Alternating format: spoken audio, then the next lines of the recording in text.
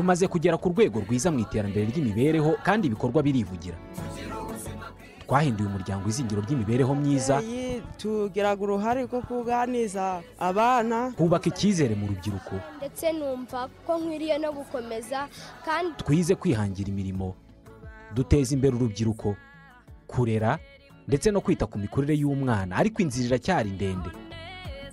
Turigira ku mateka y'ejo hashize twubaka ejo hazaza, kuko ejo si kera.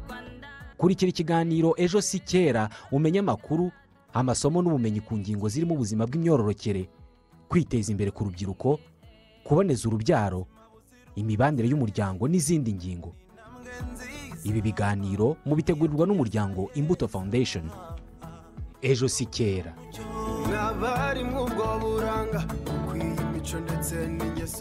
Turabasuhuje kandi tubashimiye ko mudukurikiye, nshuti bakunzi murimo kutwumva. Tubahaye ikaze mu kiganiro Ejo si kera, ikiganiro mutegurirwa n'umuryango Imbuto Foundation ndetse n'abafatanyabikorwa bawo.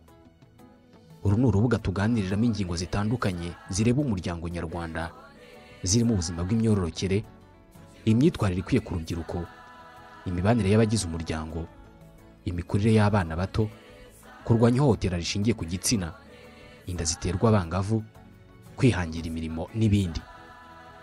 Mu kiganiro cyacu giheruka twavuze ku itotezwa rikorerwa umwana watewe inda. Twavuze uburyo rikwiye kurwanywa, ahubwo uyu mwana agafashwa. Umwana utewe inda nubwo igikorwa cyo guterwa inda ubwacyo gishobora kumwicira ejo hazaza cyangwa se kikamukerereza, ariko iyo afashijwe akitabwaho n'abamurera cyangwa se abamuri hafi, ubuzima bwe burakomeza kandi bukaba bwiza.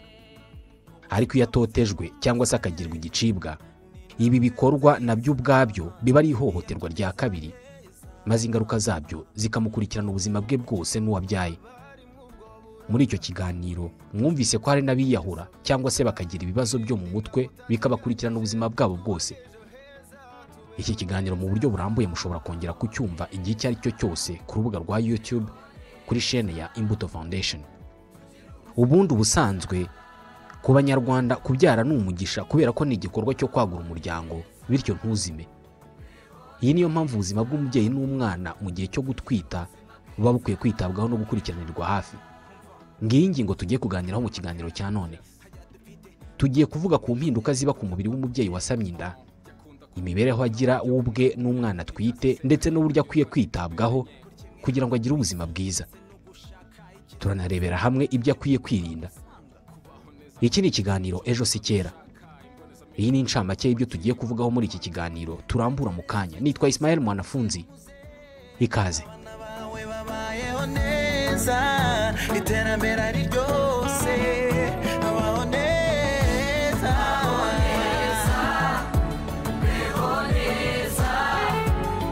tugira ubuzima bwiza. Gusama inda, kuyitwita ndetse no kuyibyara nicyo gikorwa nyirizina cyo kororoka, kubera ko nibwo haba havutse undi muntu mushya ushobora kuba umukobwa cyangwa se umuhungu. Gusama ni igikorwa kiba iyo habayeho imibonano mpuzabitsina idakingiye hagati y'umugabo n'umugore, kandi umugore akaba ari mu gihe cy'uburumbuke.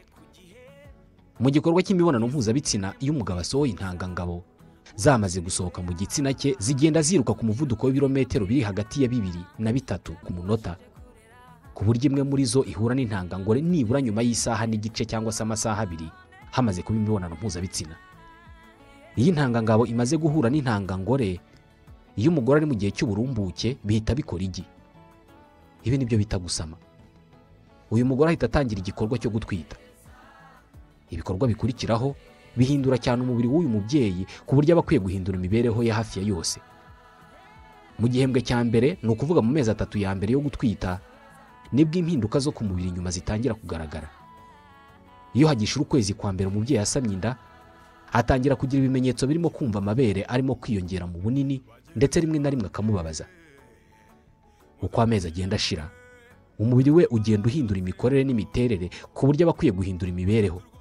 Uko amezi ashira, umuvuduko umutima w'uyu mubyeyi utereraho ugenda wiyongera cyane, ku buryo ushobora no kwiyongeraho inshuro 10 ku nshuro wateraga ku munota.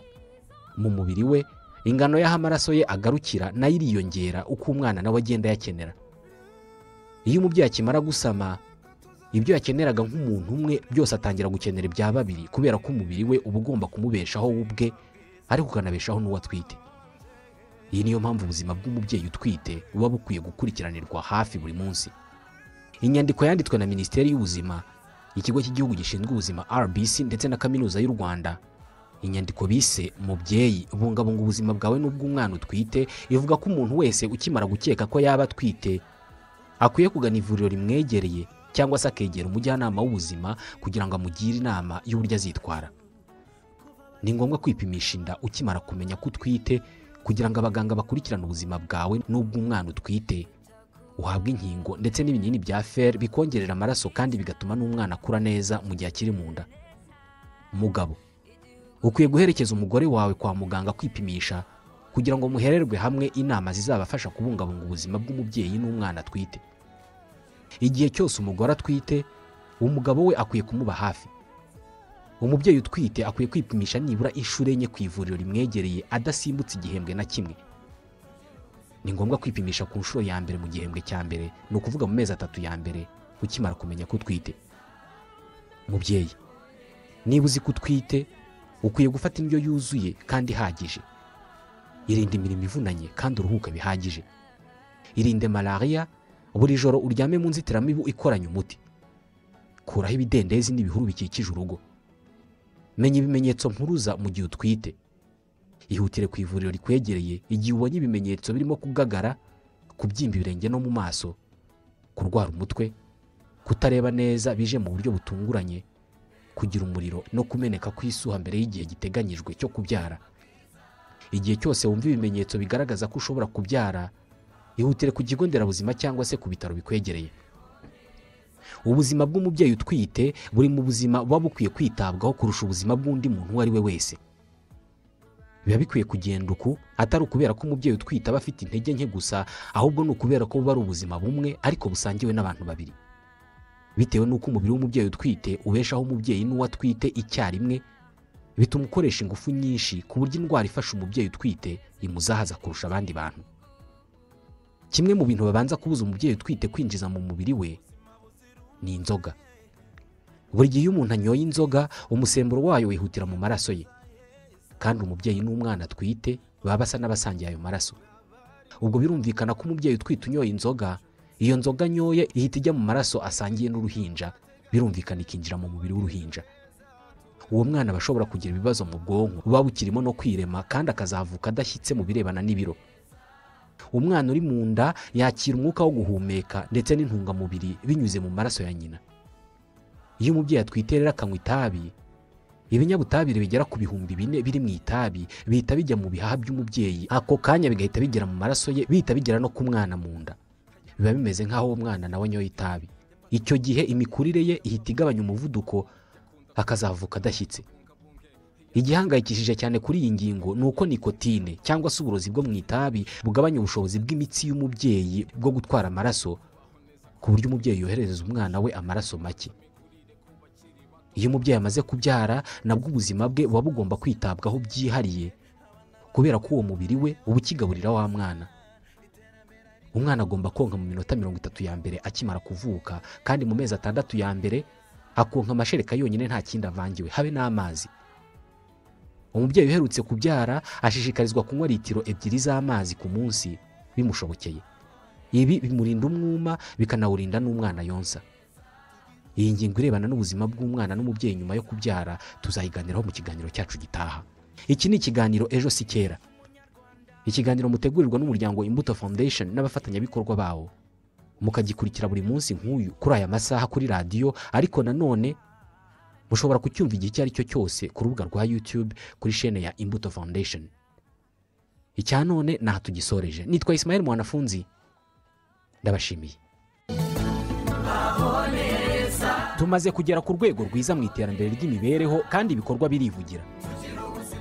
Twahinduye umuryango izingiro ry'imibereho myiza, tugiraga uruhare rwo kuganiza abana, kubaka icyizere mu rubyiruko, ndetse numva ko nkwiriye no gukomeza, kandi twize kwihangira imirimo, duteza imbere urubyiruko, kurera ndetse no kwita ku mikurire y'umwana. Ariko inzira iracyari ndende. Turigira ku mateka y'ejo hashize, twubaka ejo hazaza, kuko ejo si kera. Kurikira ikiganiro Ejo si kera, umenye amakuru, amasomo n'ubumenyi ku ngingo zirimo ubuzima bw'imyororokere, kwiteza imbere ku rubyiruko, kuboneza urubyaro, imibanire y'umuryango n'izindi ngingo.